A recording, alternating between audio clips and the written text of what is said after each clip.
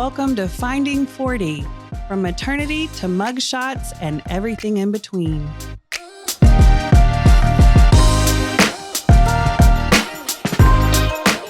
So we can just start out. I just want it to be like a normal conversation, you sharing your story.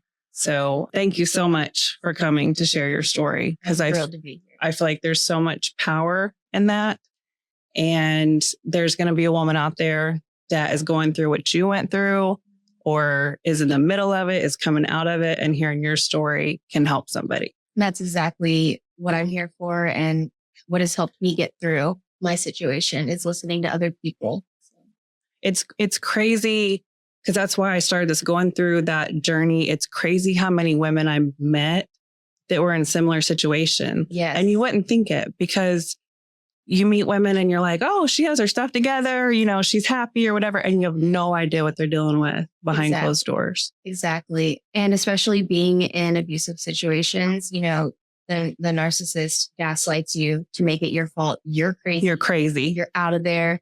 And then you hear other women talking about what they went through and you're like, oh, I'm not crazy. Right. This is what happens in these situations. And all those red flags were red roses. That's a good analogy, or that's a good thing to look at it. And that's what I was going to ask you. Like, can you start from the beginning? Yeah. Like, cause it's not like you just jump into a relationship and they're crazy in the beginning. Like they win you over. So in the beginning, so to kind of start this off. So I am a drug addict, alcoholic in recovery. I have 5 years clean and sober. But at the time, congratulations. That's awesome. That's awesome. Thank you. At the time, I was in San Antonio and I moved there to start over my life after my first rehab, start fresh out of Dallas. And I had been with this guy and I had gotten pregnant for the first time ever. And he was also an abuser, but what I experienced with him was a lot of emotional abuse, and it was very short-lived, but he aggressively pushed me into getting an abortion. Mm-hmm. And I didn't even have space to think, you know, and I was already starting to head down a dark place. And because of the abortion, it sent me back out and I started drinking again. Yeah. And because I was in such a dark and low space, my blinders were on super. And this other guy that I had met at the same AA meeting we'd started talking, hanging out, and we had met at the same AA meeting, and he was never sober and I had just relapsed. So he had a lot of time on his hand and he was giving me attention. And you're both at AA. So you thought, this is somebody, we have similar goals. Yes. We're going to do this together. Exactly. Like we're on the same track. So I was, just drinking here and there, and he was shooting up meth. And I let him do that in my bed next to me. I wasn't interested in that. I was just, mainly a drunk and, dabbled in other things. But IV use was not something I'd ever done. So because he was giving me this attention and, watching my TV shows with me and just whatever, like I just let I had no boundaries, no standards, no nothing. Speed up like a month or so. And I let him move in. We were exclusive.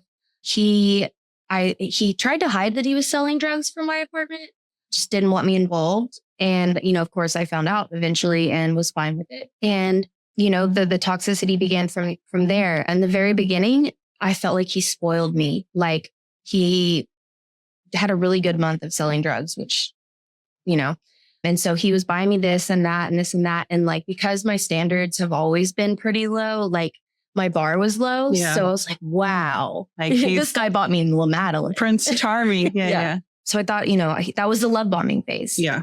Sucking me in, making me think and feel all these things. So let's see. So he's love bombing you. Love bombing me and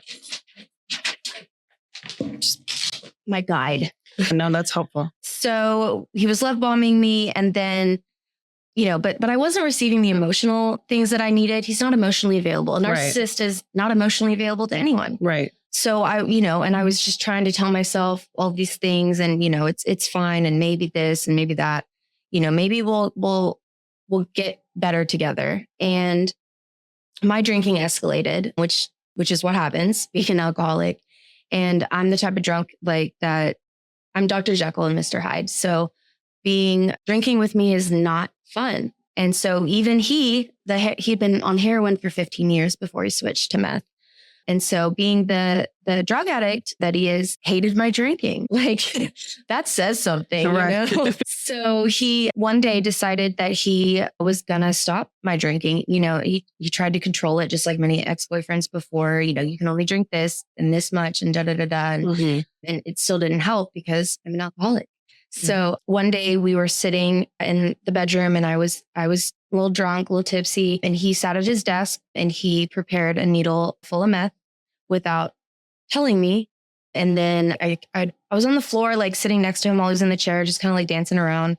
And he turned around with that needle and he just kind of like grabbed my arm. And I just kind of like, I was just like, what's happening? You know? And he injected me with it. And while I was intoxicated, and I looked up at him and I said, why did you do that? And he said, because I want you to feel what I feel. And that was the beginning of being hooked on meth. And I never learned to shoot myself up. But so he would do it for me, which was, you know, down the road, another form of control, financial control, you know, all the controls. That was another way because he had my supply and you had to go to him. I had to go to him and he was the one that would shoot me up with it. And he did not want anyone else, me getting it from anybody else, you know, him. So, and meth is, from what I hear, meth is the drug that you do one time and you are extremely addicted. Extremely, especially with the needle. I had actually smoked meth years before and I didn't get it. I didn't understand. I was just like, this is boring. Give me a margarita. That was just my experience though. You know, I know some people can smoke it and be done, but the IV experience is a whole another level of, it's like I always say it's like a warm bath. The way it hits your body. Because it's everywhere. It's everywhere. It just like flows through your body and it feels amazing, which, you know, is why it's addicting. Right. So he got me hooked and then he fed me those drugs for months. He made me wear long sleeves in Texas 100-degree weather to cover up my arms because he knew that other people would know it was him. Would notice. And, you know, he didn't want people to know that he had gotten me onto that because like I said, he was a dealer. So we had heroin. He was selling mostly heroin. So we had a lot of heroin addicts in and out of my apartment. And that was who we were around all the time. And then it escalated after that. He started telling me that my car and my apartment were his, no longer mine, because he had let me quit my job. I was at a call center and he said, and I was stressing over it. You know, I was still drinking and just, you know, not juggling life well. And he was like, well, I want you to be happy so you can quit your job. Financial control. I was going to say, then he has complete control because now you rely on him for money too. Everything. Yes. For food, for drugs, for housing, everything. Right. I literally had nothing. And I had gotten this apartment after I had, you know, gotten out of rehab, was in sober living and had built my way back up. I got a car. I got an apartment. I got a job. And so I just starting completely over. Right. For the millionth time. Yeah. And so then he was taking it from me. I started finding messages from girls and on his Facebook and texts and stuff. And he would say, you know, at least I come home to you when I would confront him. Like it was supposed to make me feel better. He would take my car, go wherever he wanted, which is to girls, you know, work, as he called it. He didn't want me to go with him. So most of the time, because how can he cheat on me with, you know, me there? Right. So but especially if he's selling drugs, that's his excuse. Oh, I got to go drop this off to a customer. Yep. 100%. And I fell for it. I was new to this kind of drug world. Right. I'm from the dive bar, karaoke, drunk doofuses world. You know, like there's still like trauma there. Yeah, you know, but totally different. Totally different than heroin and meth world. Like just completely different people. So he demanded that I do our laundry and to clean and to keep my mouth shut when people would come over, customers. And I was not allowed to make eye contact with these men because he would assume that I was, can I cuss on here? Fucking them just by me looking at them. You know, he would go into the bedroom while they were in the living room. And if I was in the living room, he would storm out within 30 seconds, assuming I was doing something. And he was, you know, he was violent. He started, you know, pushing me to the floor, pushing me into the bookshelves. He had a rule that when he wasn't home, I had to have the door, or when people would visit us, that you could not deadlock the door if he wasn't home, because if the door was deadlocked, I was fucking somebody. So sometimes people would come over, like waiting for him to come get stuff. And they would lock the door because, A, you're on drugs. Yeah. You're going to lock the door behind you. Right. Yeah. B, it was a sketchy part of town just in general. So they would lock the door, and then I would like be in the bedroom or something, and he would come pounding on the door, assuming I had done it, bust in there and just get violent, just rage with people there or whatever was going on. He didn't care. He didn't care because these people were his customers. They depended on him. So they can't stand up for me. They don't care what he's doing as long as they're getting what they need. Stuff. Yeah. And then the few times that some men, his friends, our friends, whatever you want to call them, would say something, he would explode on them and tell them to mind their business. Yeah. So they couldn't really do much more than that, And, the choking, throwing things at me, all the while, that's what he was doing to me. The cheating, and that's what they do, narcissists. They accuse you of doing things that they're doing. That they're right. And it's like, and I was like, I've never cheated on you. One time I came out of the bathroom, I was changing my shorts, and he thought I was fucking somebody, and nobody was there. So that's the difference between just like an asshole, accusing you of cheating when meth and drugs are involved. And they're paranoid and like you snuck somebody in the bathroom somehow. Yes, and like through the window, while he was blinking, like something just, it's ridiculous. And I'm blessed that, always look at the bright side of things. I'm blessed that I never got to that level of insanity with meth. I didn't have long-term drug use like he did. So I think his brain was and is very fried. And so, I would reach out to his parents who knew that he was a user they'd put him in rehab plenty of times. He was in prison for 2 years, and then it was prison, sober living, or their house that he was always at. This man was 30 years old at this time. My apartment was the first time he'd ever lived on his own and paid bills. But guess who didn't pay the bills? Him. He would sometimes give me money for bills, but I was the one that always handled it. I'd been on my own since 18, so I knew how to do the adulting stuff, and he made me do that. And his job was just to work and bring home money, and sometimes he'd give it to me to pay rent, but most of the time he had to pay his dealer, and that was priority. So our electric almost got cut off. We were almost evicted. We were served eviction papers. My car note was behind. Things that and I had no control over it. I had to beg him to give me money for bills. And then he would take it back from me later because he doesn't know how to manage money, because he doesn't know how to function as a human, as an adult. And even though I was using too, I still had some wit about me. I had something, just like you were still going, we need to pay rent if we want to live here. So I don't know how I got to that. So the bills. And so at that point, he had let go of the charming act because he knew he had me. Right. Because now you're financially dependent on him. You have to get your drugs from him. You can't go anywhere. Even he groceries. Has you exactly where he wants you to completely be controlled. 100%. Because where was I going to go? Right. My family was in Dallas. And because of the 10 plus years of drinking, and I had 3 DWI, I have 3 DWIs and had them at this point. I was ashamed, and this was my fresh start, and I didn't want my family to worry because this wasn't just me drinking again. This was a whole nother level, and I was ashamed and embarrassed and scared to tell them what was going on. Yeah. And I'd been in an abusive relationship before in Dallas, but I don't think people, our families, our friends know to the extent of what's going on, right? Especially if they haven't been through something even remotely similar, right?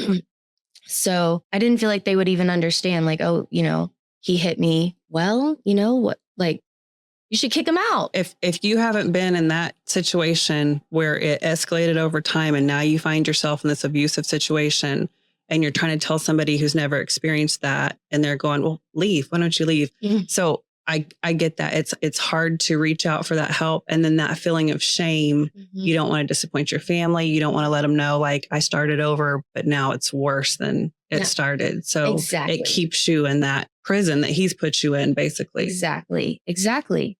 So, and, being the level of delusion that I was still posting on Facebook live videos of us, like doing karaoke, like, I had dropped so much weight. I'm about almost 5'7". And at this point I was like 119 pounds, looking skin and bones, like a skeleton. But I just, I've changed my diet, some just people happy and in love. Like, he's so great. Like I made this giant post one time and it still pops up on my memories about how amazing he is and how we're going to accomplish so many things together, because he had this dream of starting a sober living, because he'd been in the recovery community, and maybe deep down, he knew, that this wasn't right, this life. And so, I was like, we're going to start this together. And one day, we're going to stop and we're going to do this. So anyways, we would talk to my sister, who is a therapist, and she specializes in eating disorders.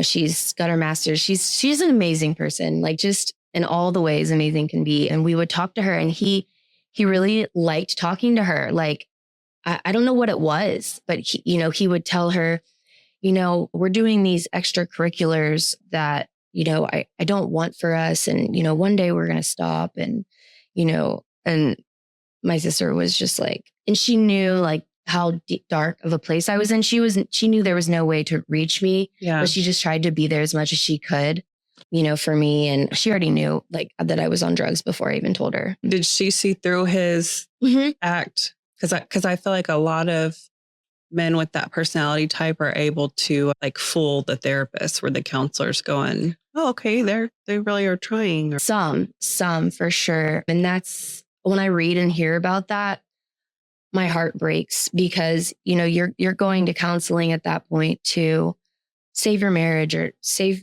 your, whatever. And if the therapist doesn't see through it, get a new therapist. Because it becomes another tool for abuse, basically. And then, if they don't see it and they don't call it out, like, and you're in a legal situation where you have to go to counseling, those notes are going to, and you're just deeper in it. And, you go to school, learning about the psychology behind everything. So how do you not see narcissism? Right. Like, that's a big one. But anyways, so she saw through it. But, being a part of Al-Anon, which she is, she also, you know that you can't save people, whether that's alcoholism, drugs, or abusive relationships, and so she was at a healthy point, like trying to be there for me, but also knowing she can't do anything about it. So the violence started escalating. And like, there was one time we were driving home from Walmart in the middle of the night, because also one thing with drugs, with meth, you stay up for days and days,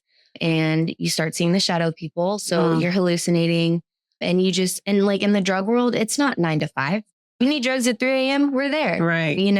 And so there's no time schedule. So we would crash after days and then wake up.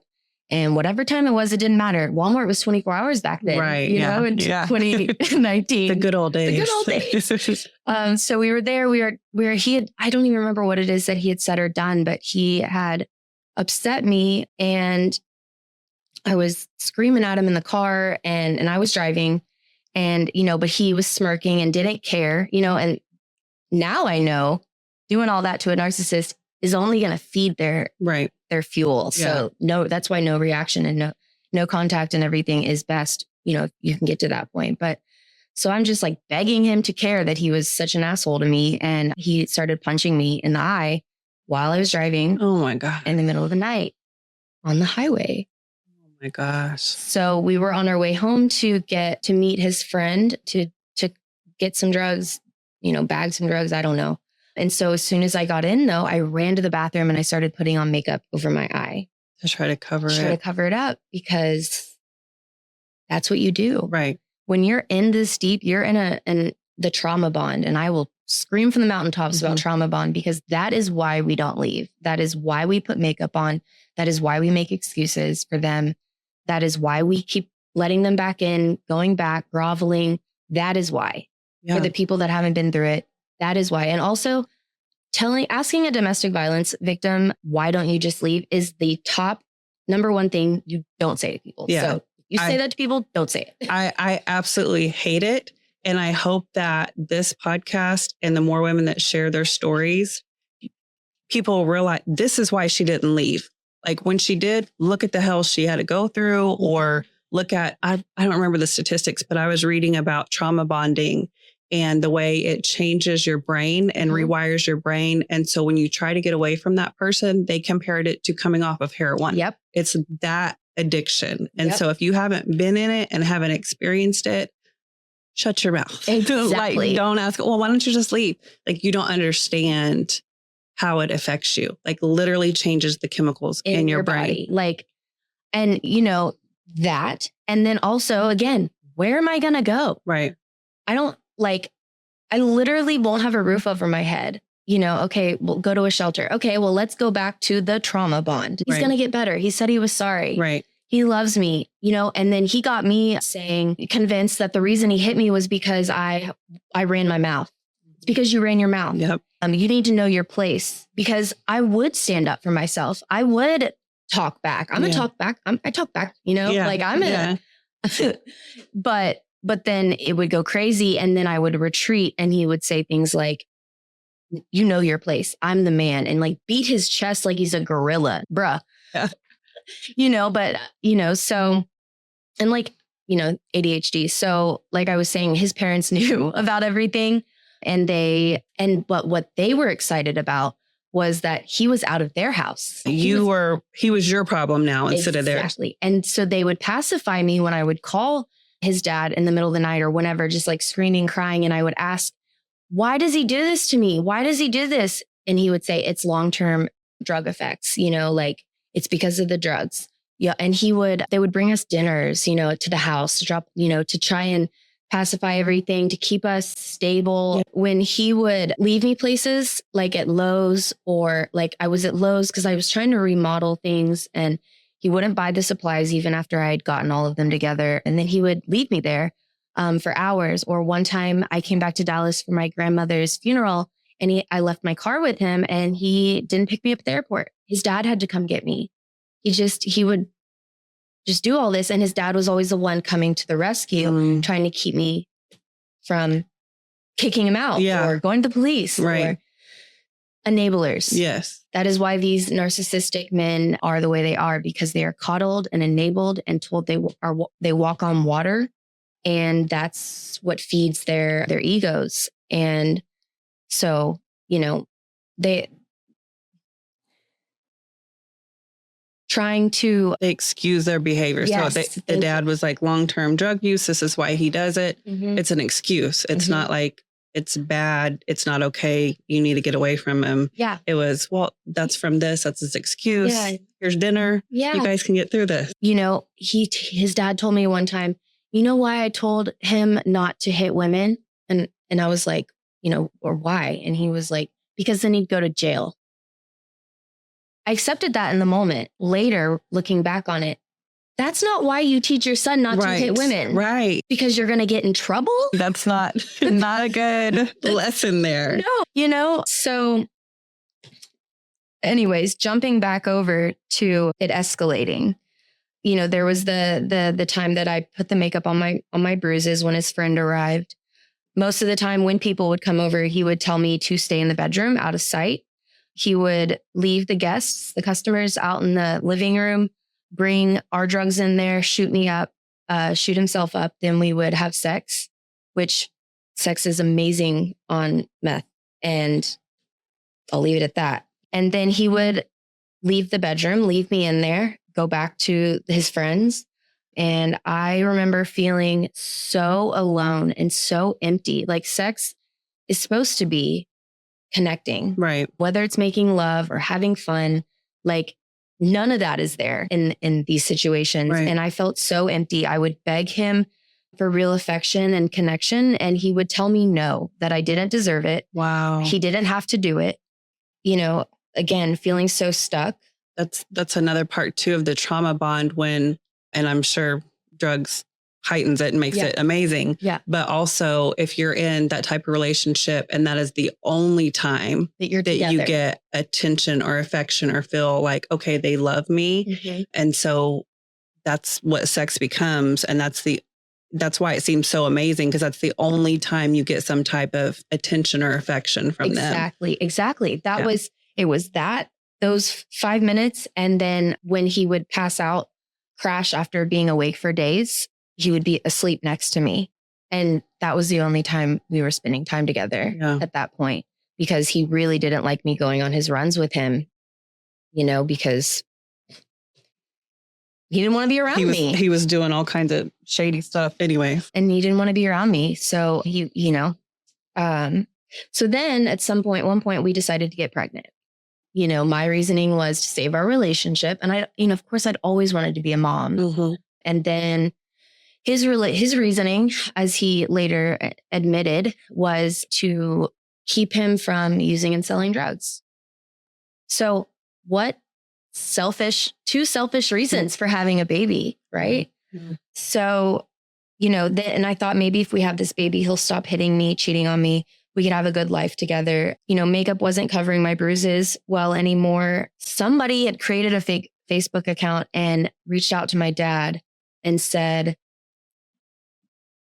that I was in danger, to look at my bruises, that I was doing heroin and meth, and that was that. Then they deactivated this fake Facebook, and to this day, still don't know who it was. And at the moment, I was, of course, irate about this because my dad reached out, and with his anxiety and fear for me, his reaction was, get it together. Like, you can't come home to family events until you get your life together. You have to get your life together. Because there had been, 10, 15 years of chaos in my life. Yeah. I struggle with mental illness. I struggle with addiction, and all of that leads into unhealthy relationships and not being able to hold a job and not being able to pay my bills. My parents were exhausted, understandably so. They loved me, but they didn't know what to do anymore. Yeah. So my dad reached out to me, and the one thing I said was, I'm not using heroin, because that was the only truth out of all of that. So 3 days after I found out I was pregnant, he shot me up for the last time, giving me my current sobriety date of May 17th, 2019. And then he left me that night. Oh, wow. Packed his bag. We were in a fight about something, like we always were. And he packed a bag and left. And then the detox started. So for 2.5 days, I laid in my apartment, coming down off of this stuff, also withdrawing from the trauma bond, from him leaving me. Right. And I was hallucinating and I was terrified. And because I felt like I was dying literally from both things, the drugs and with him not being there, when he would leave, I would stand at the peephole, like waiting for him to come back, checking my phone. Like, I can't breathe without this man. Right. Right. So those two things were happening. I was begging him to come back. And then I started begging him to come back and kill me because I felt like I was dying and I couldn't live without him. He didn't respond, left me alone. 2.5 days later, I'd had a girlfriend check in with me during those 2.5 days on FaceTime. Every time I would wake up, go get something to eat and then pass back out, she was there the whole time. So after I woke up, it was the first day and months that I was able to start thinking clearly, like a fog had been lifted. Right. And I went to my first doctor's appointment for the baby that day, and my girlfriend went with me. I call her my baby daddy. Yeah. She was there for all of it. Been there for all of it. Even when he got me on the drugs with it, I wasn't on Facebook for 13 hours. I have a Facebook problem. She knew me not being on Facebook for 13 hours meant something was wrong. So she called him and said, "What did you do to my friend?" And he lied, obviously. Yeah. And later she went off on him side note. Yeah. So May 24th comes around and, he had popped back in, because all his stuff was still there and my lease was ending because our parents had paid our last month's rent to keep the eviction from happening, which can be seen as enabling. It also was just out of desperation from our parents, right? Because they didn't want to take us back in. And if you have an eviction, then you're not going to be able to get another place. Right. Yeah. Which this place, I'd already had an eviction in Dallas. So this was the second chance leasing opportunity that I had. So it was so May 24th happened and we were arguing about something and I think he had cheated on me or taken my car to see this girl that he had told me he wouldn't see again for the second time. He did this. So I was losing my shit and, yelling at him. And then he came at me, started choking me. First he slapped me and I fell on the ground and he like laughed. He like mocked that I was being dramatic. And you're pregnant and at this I'm pregnant time. And he knows. He is known for 11 days at this point or something. Because I called him from the doctor's office and told him when I was pregnant. And he said he needed to go eat. That was his reaction to finding out I was pregnant. So I started screaming, I'm pregnant. Like, hello, reminder. And he didn't stop. He punched me in the side of my head, my eye. And he didn't stop. And in that moment, I knew that if I did not submit, it was not going to stop. Right. So I stopped arguing and yelling and screaming because every time I would scream when he would hit me, he'd cover my mouth to where I couldn't breathe. And there have been times where my nose was also covered and I would get fuzzy. I can't breathe. Yeah. I'm dying. About to pass out. So he forced me onto my stomach on the bed and my nose was bleeding at this point all over the place because, he'd hit my nose too. And I was terrified about losing the baby. I was roughly 7 weeks that time. So he told me to sit in the middle of the bed and I sat in the middle of the bed and to be quiet. And he told me to give him my phone, my money, everything. So I handed everything to him because he knew what he had done. He could see me. Right. and he didn't want me to call the cops. Obviously, he'd always told me he wasn't going to go back to prison.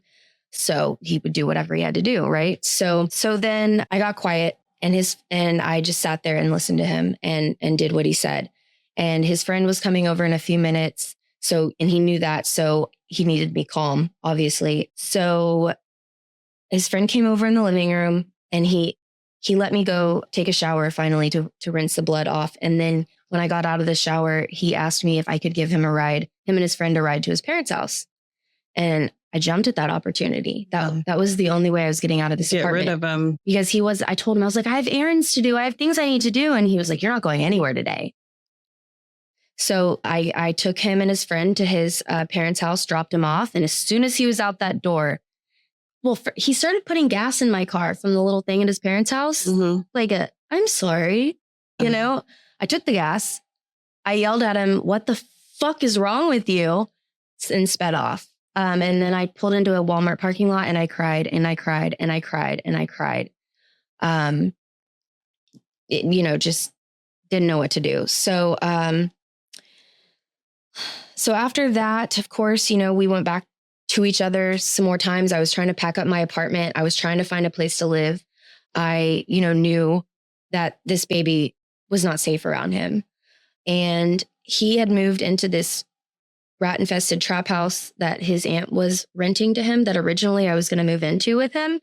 But I knew it's probably not a good idea. So I was desperately seeking somewhere to go. He begged me to move in with him at that point to help him get clean after I'd been clean for 2-3 weeks. And I had the wits about me to say, no, you need to get clean on your own like I did. Right. And let me know. And then we'll see, where we're going to go from there. Yeah. So while I was in the process of finding out my new sober living situation, I needed a place to go for 2 days. And I asked him, can I please stay with you for 2 days at his trap house? Rats, disgusting. A hoarder had lived there before this. So it needed to be condemned, this place. And I was trying to clean things anyways. So the first night was okay. He, nothing terrible happened. I think he got me some food. The next day we woke up and I had watched him. Well, fast forward. So the next day we woke up and we went to this antique shop that I'd always wanted to go with him to. And it was fun for like 3 seconds. And then his phone was dying and he had drug deals. So he went out in the car and moment ruined, which is what narcissists do. Right. They ruin every holiday, everything. They ruin everything. So that night he couldn't find his meth and he accused me of stealing it like he always did, when I was the one that would always find his meth for him because he would hide it in different spots throughout the day in the apartment and then forget where he put it. And then he would blame me. So dumb. So he thought I had stolen it and then our pizza had gotten there and he was still frantic. And I went and got the pizza from the door and I had to pay in change, which was so embarrassing, honestly. Sorry, guy, here's your 10-cent tip, you know? And his roommate at the time was in the living room and I knew I needed to scurry past his roommate, because if I was silent for 30 seconds, I was fucking him. Right. He would think you were doing something. So, and you know, even the pizza delivery guy, I needed to get the pizza and get in quick. So, you know, I took a normal amount of time to get the pizza and walk through the living room and back into the bedroom. And as soon as I did, he gave me this look of skepticism and just evil. What the fuck did you do? And I was like, nothing. I got the pizza. Got the pizza. We started arguing. And he kicked me out onto the west side of San Antonio, which if anybody knows about the west side of San Antonio, it's not a safe spot. And he wouldn't even let me in the backyard during the day because I'm white. He said, you can't be out here. You're white. Yeah. You know, and so kicked me out at midnight in the middle of the night with no money, no gas in my car, and nowhere to go, pregnant. Kind of contradicting to the whole backyard scenario. As I walked out of his room, I asked, what about our baby? And he yelled, fuck that baby. And 5 years later, to this day, I will forever hear that ringing in my head with his voice. I slept in my car for 2 nights. I would freshen up at Walmart. It was humiliating. I would go in there with my toothbrush and brush my teeth and try to, you know, do my hair, get it down. He didn't care. I drove around on the last day before moving to Austin to get into my sober living till the last minute because I thought maybe he'll care and he'll ask me to come back. Right. He didn't.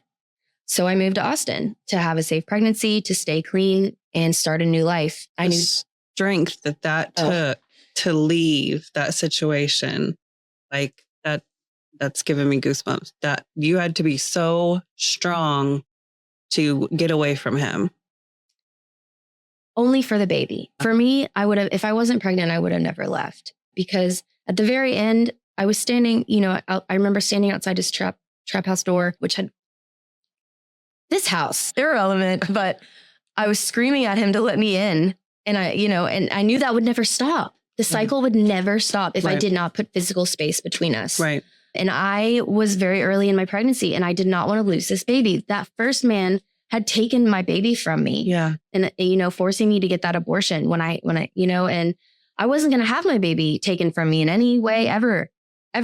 So I moved to Austin and, you know, it wasn't me and my strength. It was God. 100% it was God. Because like I had said, I'd always wanted to be a mother. And so I moved to Austin and 6 days later into moving in there, he asked me when I was coming home. And I was like, not until you're clean and, you know, you show me that you're different. You know, throughout my pregnancy, he continued to cheat on me, sell drugs, all the things. And he even sent me a video of him and another girl having sex. But that's what you want to see when you're pregnant. Exactly. And then he was like, that's you. What are you talking about? And I was like, first of all, I don't have long hair and I'm not Hispanic. So that's not me. Tried to gaslight you into believing that was me in a video that I wasn't in. So, you know, I begged him to go to rehab. All he did was treat my pregnancy like it was a vacation. It wasn't real to him because the baby wasn't here yet, but it was very real to me, you know, and, you know, I was putting my life back together after he had destroyed me and everything that I'd worked so hard for. So during my pregnancy, I worked 2 jobs while he did nothing. He continued to emotionally abuse me. He didn't contribute financially, even though he promised me he would buy all the diapers. To this day, not received 1 diaper, you know, and I just hoped that he would change. And I finally realized and accepted that he was not going to change with the help of my loved ones who were there for me throughout my pregnancy. And he wasn't who I needed him to be. So on September 24th, 2019, a few months before our daughter was born, I told him to stay away until he could prove entire life changes. And I said it like that because I didn't want him just to get off drugs. I didn't want him to just get a legal job. You know, I didn't want him to stop being an asshole alone. I wanted him to see everything change. Full life changes. Yeah. And since then, I know he's picked up 2 more charges, another adult assault bodily injury charge, as well as resisting arrest charge. Hearing this reconfirmed that me leaving him was the best thing for me and my daughter. Yes. We're alive. And I did end up pressing assault charges for that last assault while I was pregnant. There had actually been assault before that while I was pregnant, but I didn't know at that point. And so Side note, that's why I call my baby Beast Baby, because she is a beast. She has survived so much. And so I pressed charges. Due to COVID, it took 2.5 years to go to trial. Why did it go to trial? Why didn't he own up to what he did? Right. Why didn't he take a plea? He fought me the whole way there.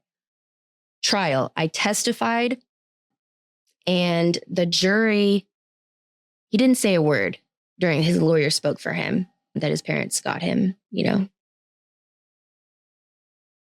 words. And he didn't say a word because when he opens his mouth, you just have to have two like tiny brain cells in your head to see that something is wrong with this dude on all the levels. So his lawyer, I'm sure, advised him not to speak. So he didn't. And the jury found him not guilty.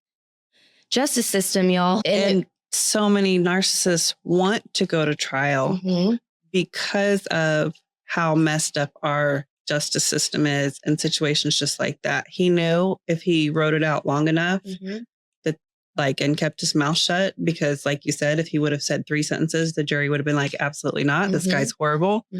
But they know how to manipulate the court system. He's, Ted Bundy. I compare him to Ted Bundy a lot because, well, Ted Bundy had antisocial personality disorder, and that's like the worst end of narcissism.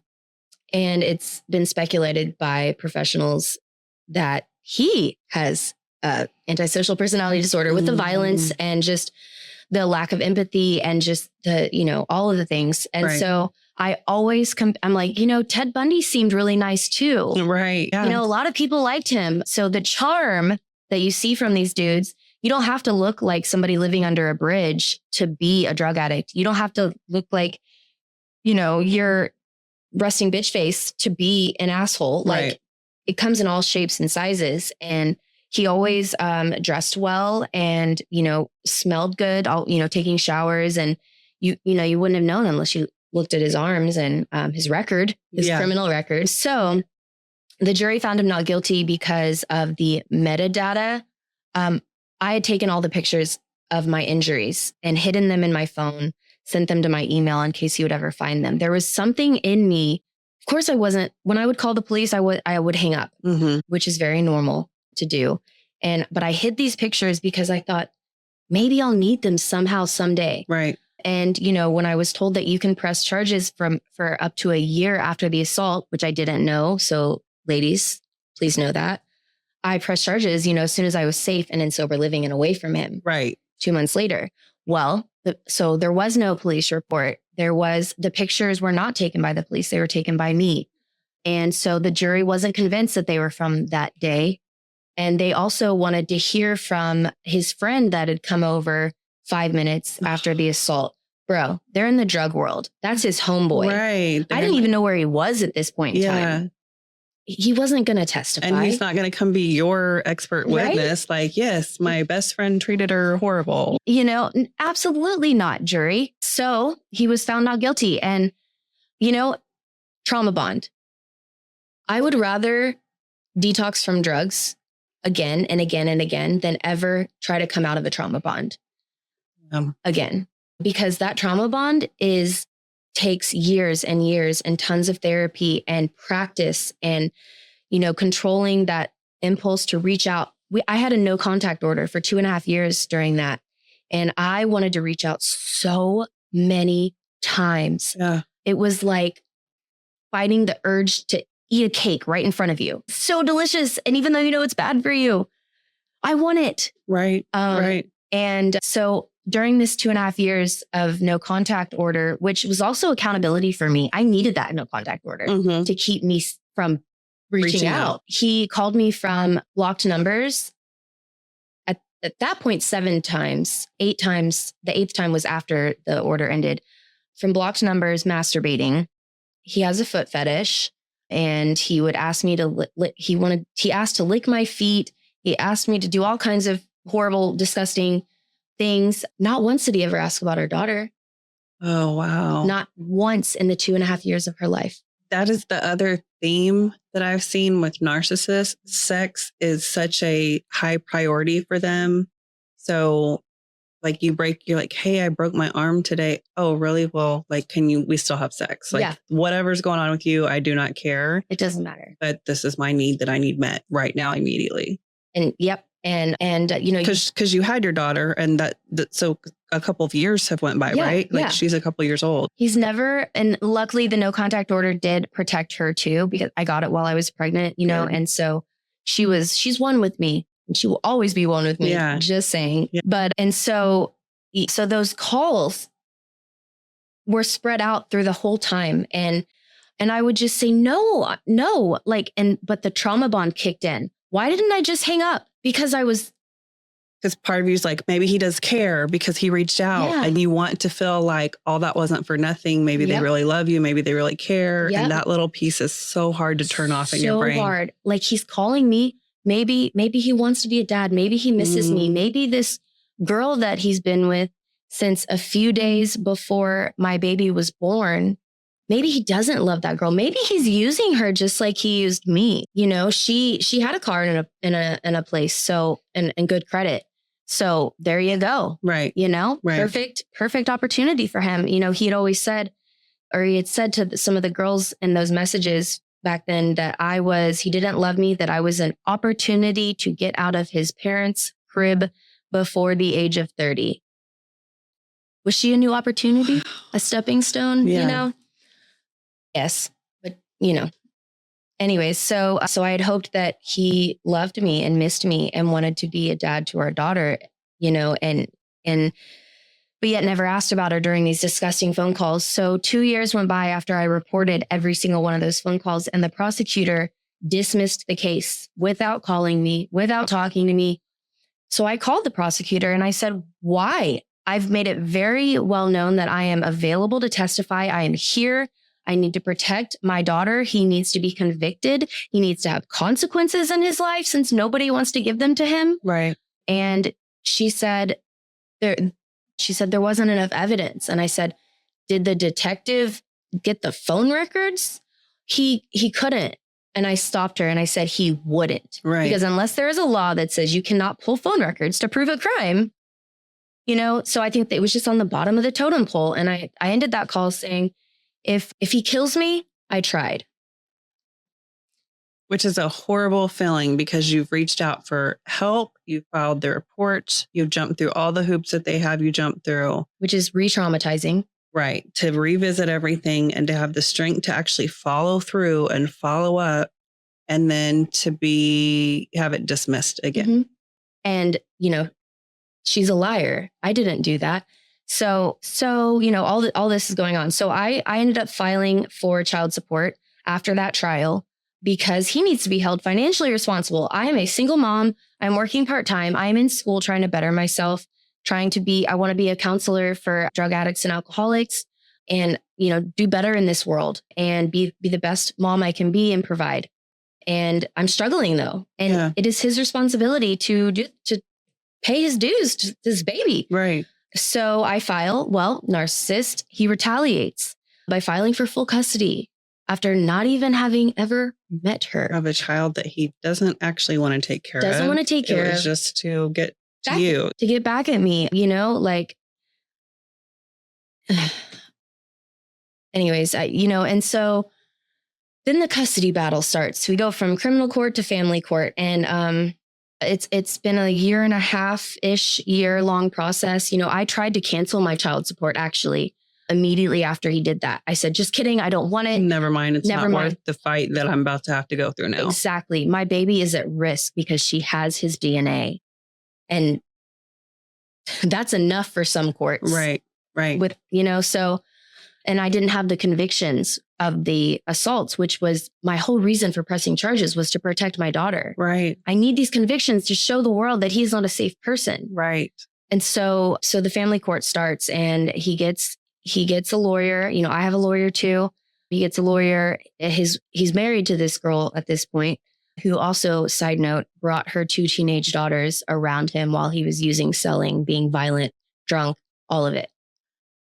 I stopped feeling sorry for her at that point. He wasn't even allowed at his daughter's birth. I had security. That's not a red flag. Right. And yes, red flags look like red roses. I do have empathy for that to a point. For someone to enable a man who's not taking care of his daughter and think he's going to take care of yours. Not going to happen. Not going to happen. Yeah. But everybody has to learn in their own journey. So, like I have and continue to do so. So on an empathetic note, so custody starts. We finally come to an agreement where he has to pass a drug test and then he can meet my daughter in a supervised setting with a family counselor. He passes the drug test somehow. It was a nail test. Maybe he's off drugs. Well, that actually makes this look worse because you're still calling me a liar about the abuse. You're still denying everything. You're off drugs and you're still this person. So he meets her in the family counseling session. It's me, him, my baby, and the counselor. And you know what he brings her? $170 Burberry sunglasses. This baby is 3 years old. You can't buy me a diaper? Right. I go sell these sunglasses and get some Pampers. Right. And, and I had asked him one time, side note, for diapers to send me during this custody situation, and he said, I have food stamps. Will that help? Bruh.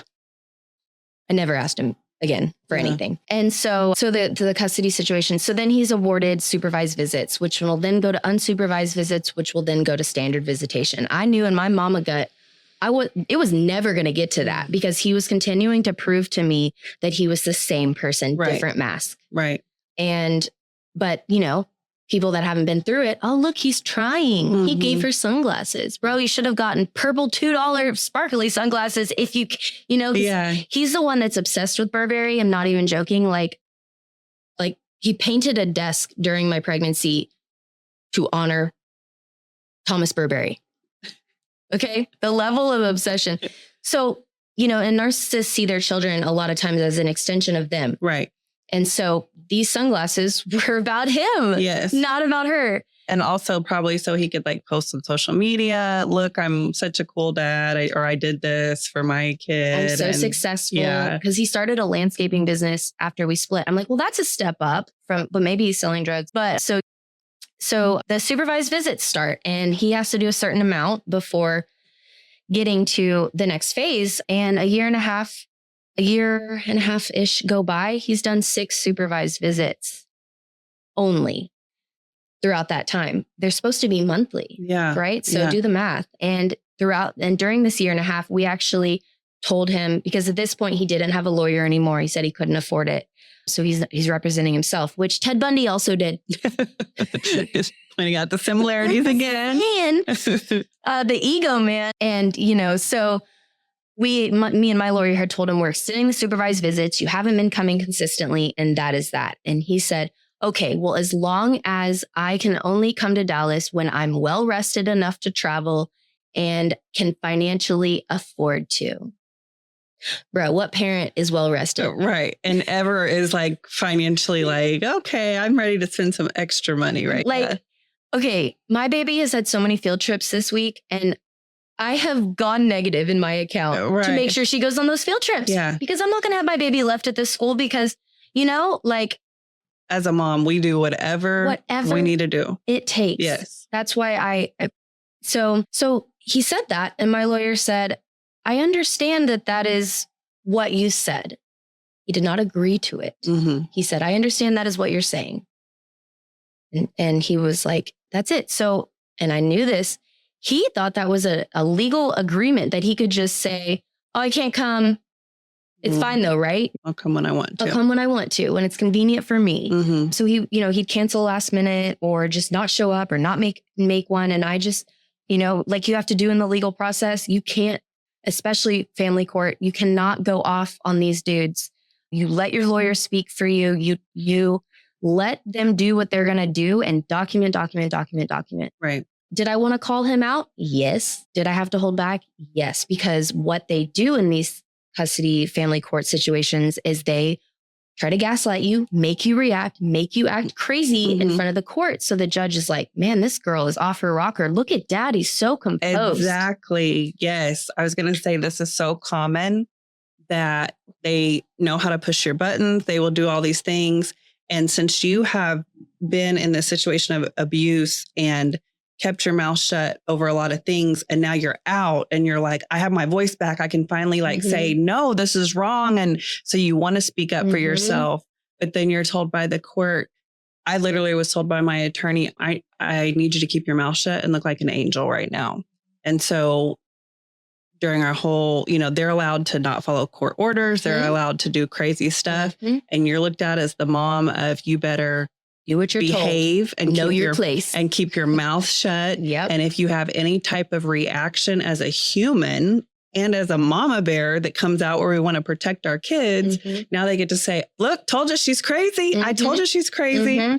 Yes. I hate it. Hate it.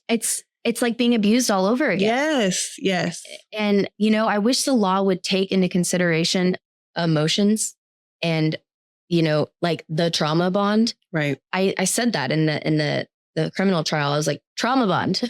I said it in family court, trauma bond. Look it up. Yeah. Look it up, people. Like, get educated. It's not just black and white. It's not just me being bitter. I don't care that he's with this girl. Right. I'll keep him. Yes. It's not about that. Like, I see through what's happening and I don't want it. Right. And I don't want my baby to have it. So we get to, so he's just doing what he wants with his visits. And the final trial comes up finally after a year and a half. And, does he want to go agree on some things? No. And he had promised me throughout this process, he would never try to take my baby from me, that she needs to be with her mother, but that if it was a boy, he would have needed to be with him so he can show him how to be a man. Okay. And backtrack, during my pregnancy, he told me that I was just an oven baking our daughter and that he would take her from me, which is why I've lived in fear for the last 5 years, because I don't trust the law, the justice system. Right. I don't trust the world.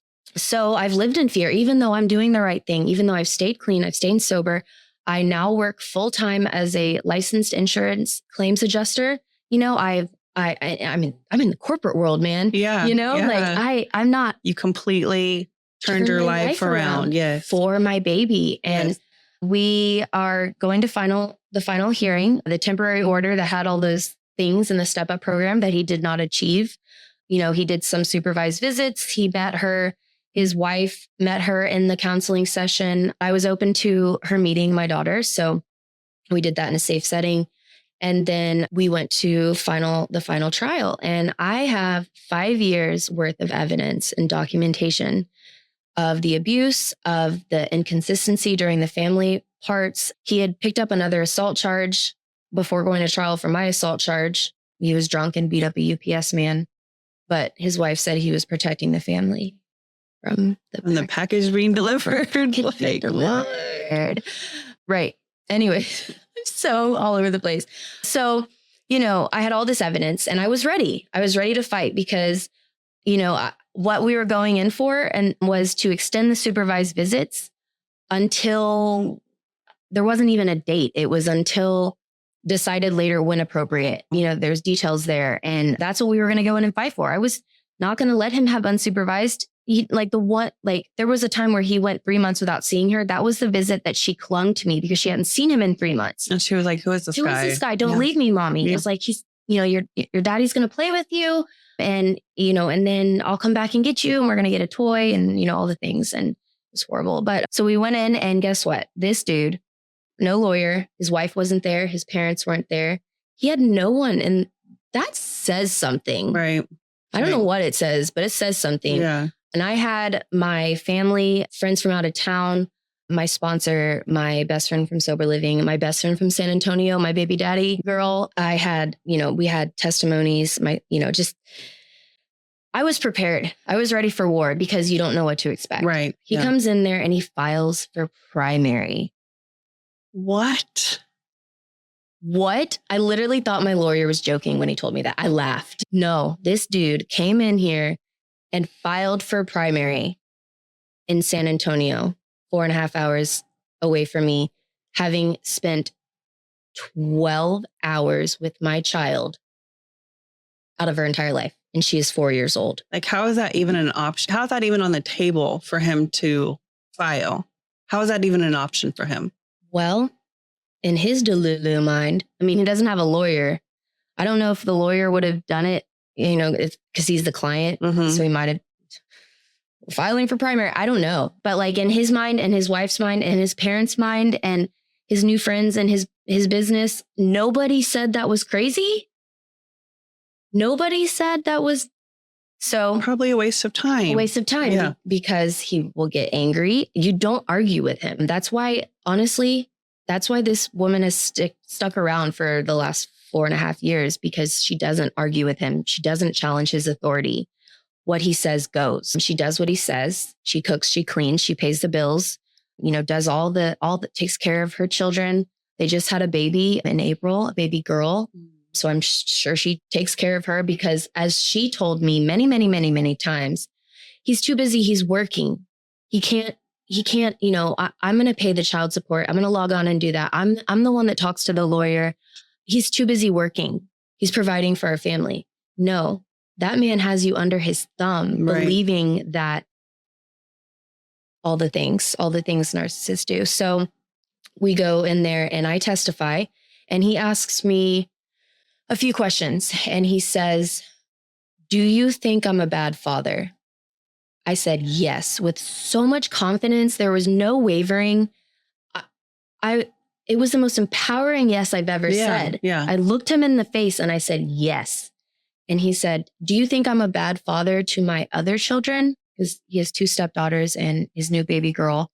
And I said, "I don't know how you are with your other children." Yeah, how would you know that? I could speculate, but I said, "I don't know." He said, "Do you want me to sign my rights away?" And I said, yes. And he looked defeated for a moment. Now, that's an act. That was for pity. But maybe there was a tiny part of him that was kind of shocked because he thought that he was allowed to show up to his visits whenever he wanted, that if he, that he can do no wrong. So he was shocked that we were fighting him on this primary idea. And, that nobody was for it, that, you have to be consistent in your child's life to be a part of your child's life. And there were steps, like you're supposed to go supervised, unsupervised, but not just like supervised every once in a while to primary, like that.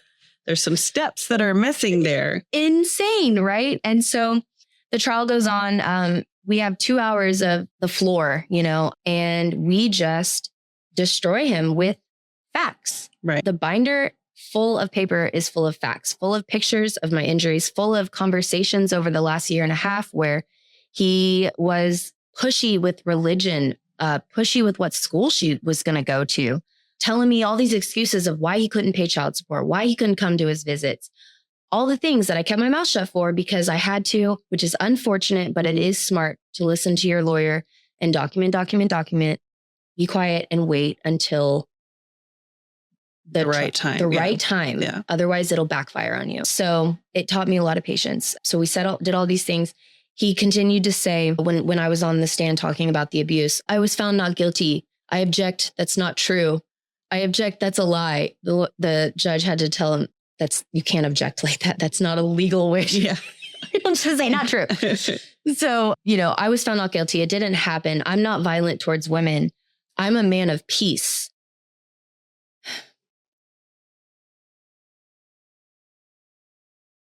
What? And there was one point where I felt him, he was 5 or 6 feet away from me, get angry.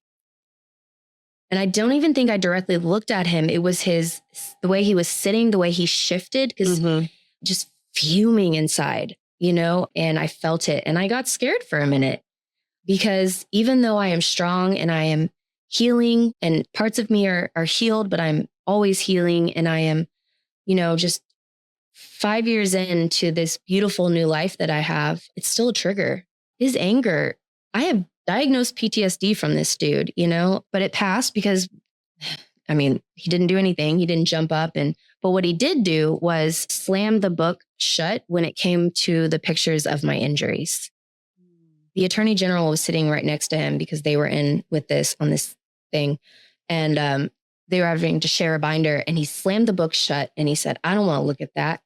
And she was like, "Can you open it back up to the page we're all on?" So he, I don't know if he looked or looked away, but that's a big red flag. So the trial goes on, and the the judge, who takes no shit, by the way, was very blessed to have this judge. She was single mom, used to work on CPS cases, wow. which can also go either way, but God prevailed. And she could see right from the beginning that this man was off his rocker. She had to tell him to sit down because he kept standing up to the mic like this over and over. She was like, sir, you can just move the mic. Yeah. And so you're wanting primary. And then at one point he was like, I don't think it's going in this direction anymore. No shit, Sherlock. Right. But it's never going in that direction. Yeah. But so basically we just, wore him down with all the evidence and facts and testimonies. And, I think maybe a part of himself saw that this wasn't happening. He was done. He had to admit defeat. So the judge was like, what do you want? And it took him a minute to get it out. We saw him struggling, getting the words out. He said, I would like to sign my rights away. Wow. So he went from I'm taking primary to signing complete rights over. Right. And in this moment, I thought maybe he's doing the right thing. Maybe he realizes. And later, I had loved ones bring to my attention, no, he was trying to look like the good guy. Mm-hmm.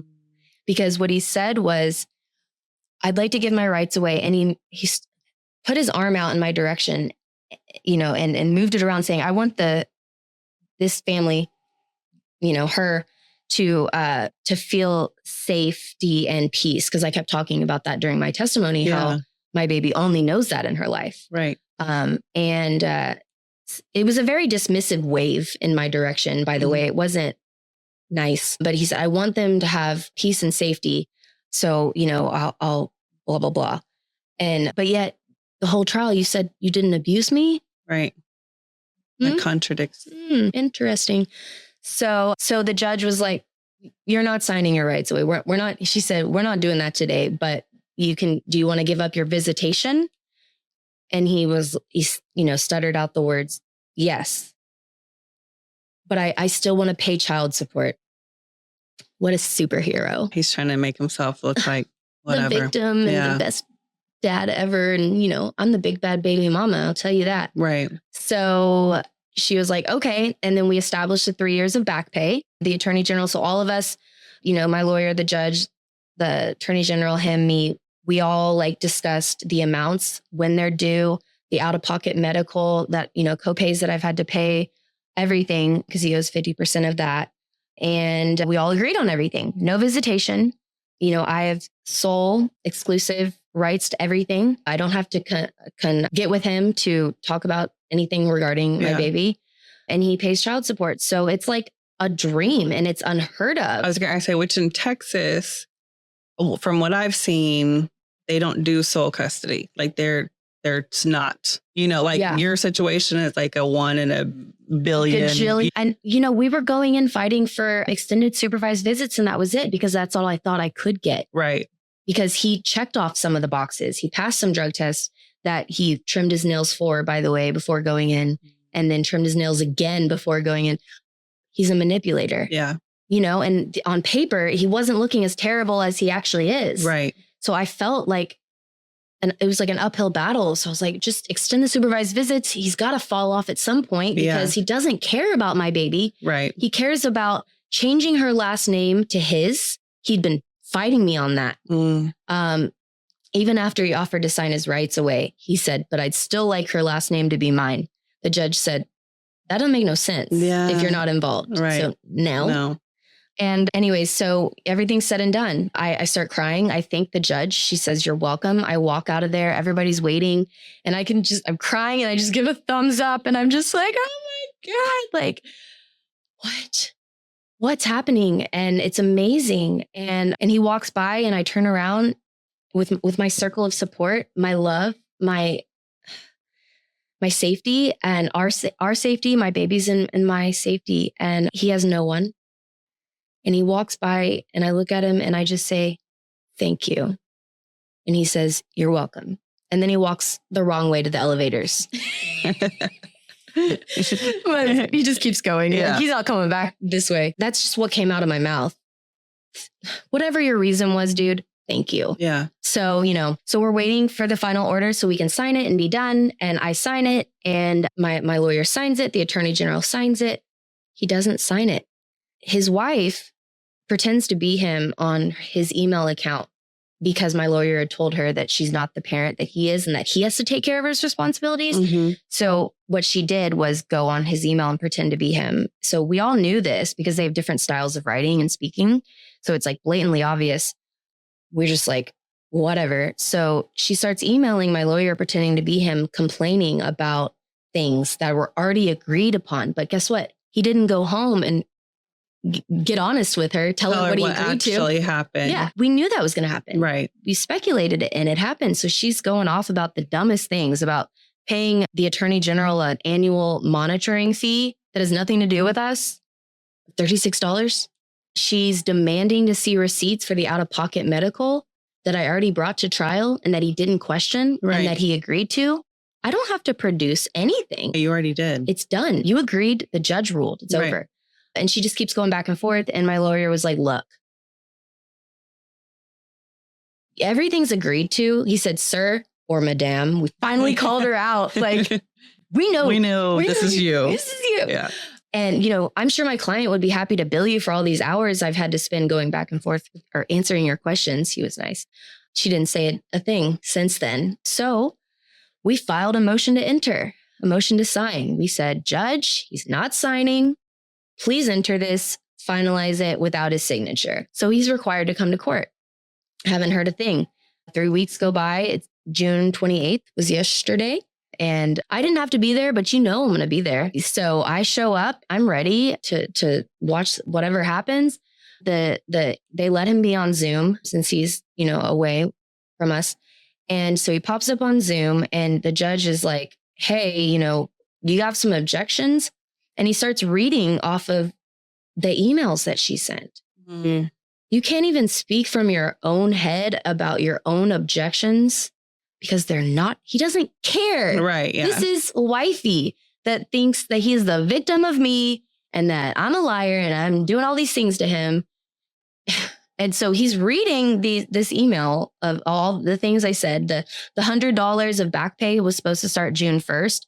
She whined about it and said, I want July 1st. So my lawyer gave it to her. So then he comes in and says, August 1st, bro, it doesn't take 7+ weeks to get $100 together that you agreed to do. Right. Accountability, responsibility. You own your own business. It's your child. Right. Like all the things. So all those dumb things on that dumb list that, I have to pay my attorney for because he had to file the motion, spend all the time going back and forth with her. So it's a 5-minute thing. He says all those things. And then the judge said, all right, I'm going to enter the order as is. The most of what you just said was, language, like standard language in the legal world. So he looked so confused that he was just told no. And okay, thank you. And it's over. And so, so now so the judge said, I'll send you a certified copy. So basically we're entering it without your signature, dude. It's over. It's what's called a consent order. I've been doing a lot of research on the different orders, and a consent order is an agreement between the two parties, and then the judge rules. It is not appealable. Oh, good. It is locked and sealed and done. And the only way it can change is if both parties agree or, extenuating circumstances, maybe if I go off the deep end and lose my mind and relapse, I don't know. I don't know. But that's the only thing I can think of that would maybe make it changeable. But other than that, two parties have to agree. And I'm never agreeing to anything changing. If my baby wants to have a relationship with him when she's older, we will explore that safely. I'm not going to tell her no because there's the internet. She could find him on her own and then not be safe. Right. And, I don't talk bad about him in front of her. I'm going to let her, because that's selfish. I'm going to let her figure out who he is on her own. And I'm going to be there to support her and love her and have her in therapy. If she, the coping skills, all the things that she needs, that I need, that we need to make it through this. Because he did us dirty. You know, I got in the relationship. I did that. I got pregnant. I did that. But I left and I've been starting over for the last 5 years, and I've been building myself up and making sure my baby knows love and safety. And that's it. And that's what's going to be. That's it for her and us. And so nothing is going to change on there ever.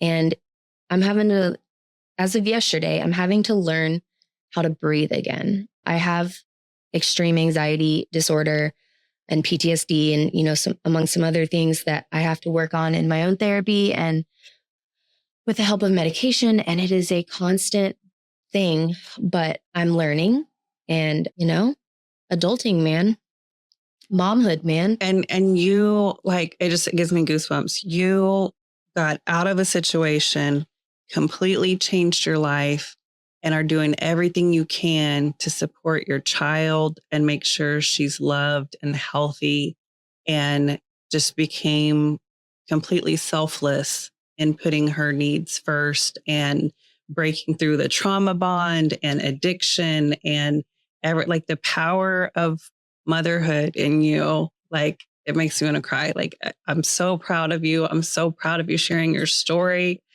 because other women that are going through this, like, it's such an empowering and impactful story.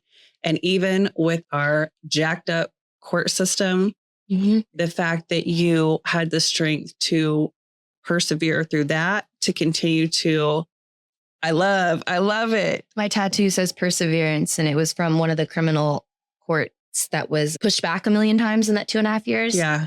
And I was just feeling broken and defeated and like, okay, still waiting. So this is my reminder to persevere. Perseverance. I love it. Because COVID jacked up court stuff and postponed and probably, I kept seeing like statistics for domestic abuse and things escalating.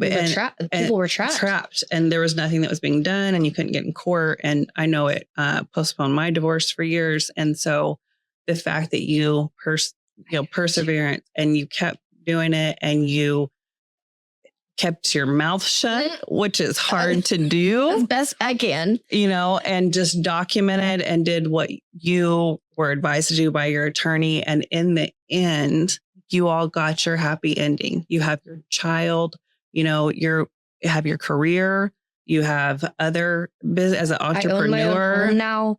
That's amazing. Stability. Like, you completely turned your life around. And that is so inspiring. It's not me, though. I have to cut you off. It's not me. It's God. It's God and the power of love. Like, I'm just a human, flawed as anybody else. Loving my baby taught me how to love myself. I did not love myself. I did not value myself. I did, you know, and I still struggle. That's one thing that I really want to make clear is just because I'm on the other side of a lot of the darkness does not mean I don't remember and I don't empathize. And I, you know, I have a friend that's in a domestic violence situation right now, and she was afraid I was going to judge her for going back to him. And I was like, no, I've gone back. I've done all the things. I know it's hard. I just want to let you know there's a way out there. You know, there are resources out there, and I'm here to support you and encourage you. And if you go back a million times, I understand. I'm going to love you anyway. I'm going to love you anyway. And I'm here to help you if you want the help. And I just want to educate you on the trauma bond. You're not crazy. It's all a thing. And so I don't toot my own horn. I am no different than anybody else. I just want my baby to be happy and healthy. And I know that there are some of us that want our babies to be happy and healthy and still have a hard time getting out or don't get out, or, you know, it takes a long time to get out. And that doesn't mean that you don't love your child and that you're not an amazing mother. It's hard. Yeah. It is hard. And the more you can educate yourself, because it's like, you know, a decade ago or whatever, I don't feel like the word narcissist was really used. And now social media and everything, you know, people are aware of what that is. Yeah. But it's like, and some people aren't still, but once you start reading about narcissistic behavior and trauma bond, it's like, you can't unsee it. You can't. You start to go, wait a minute, they're doing like this checkbox. They all do the exact same thing. Handbook. And so like the more you can educate yourself and start to see the patterns, it really does help. It does help. Got to just, open your eyes and be open to seeing that he's not the Prince Charming that he makes you believe he is. Right. You and your babies deserve the world. And there is a man out there. I haven't found him yet. I'm not ready to date. It's been 5 years, but I'm not ready. But apparently there is a man out there that is going to love me and my baby. Yes. As his own. But I have standards now and I have boundaries now. And, I'm not raising no man child anymore. Meet me at my level. I will love you. I'm not advertising myself. And that's our thing. That's our story. We are, he always told me to know my place. Well, this is it. Be in free. Right. I'm at peace. And I'm going to be sending him out of pocket medical expenses, and he has 30 days to Venmo me for the next 14 years, but I'm not going to react to his BS. I've let him and his wife know these are the expectations. This is what you agreed to. And if you choose not to do so, I will report it to the Attorney General. I will report it to the Attorney General, and hope that they do what they're supposed to do in holding him accountable. And then I'll also report it to my lawyer. And if we got to go in front of a judge and let the judge know you're not doing your part, there are legal consequences for that. Right. So I'm just going to do my part, which is be the best mom I can be. I'm going to hold him accountable to his responsibilities. And then if he doesn't want to do them, let the law take it from there. And regardless, I'm going to provide for my daughter and make sure our bills are paid and make sure she gets to go on every field trip. And she just started karate and swimming lessons. Oh, that's awesome. She's going to learn self-defense, which is something I didn't have. I love that. That's so empowering. And that's awesome that you are giving her tools that I didn't learn, that you didn't learn. So, well, she, on her, both sides of her DNA is addiction and alcoholism and mental illness. So I'm going to get those tools and those coping for her young, because I don't want her to experience the things that I experienced as a teenager, before addiction, during addiction, after addiction. Just building your village and of your family and your friends. And if you don't have family and friends, there are family and friends out there for you in this community of women, right? That will understand you and support you. You just push yourself, do it safely, but reach out, because there is a way. You don't have to live this very short life suffering. I love that. I think that's a great place to close. Yeah. I appreciate you so much sharing your story. It's so empowering. It's so encouraging. It's so brave of you to come on and share it. Is there anything else you would want to tell women that may be in your old situation or in addiction right now or struggling right now?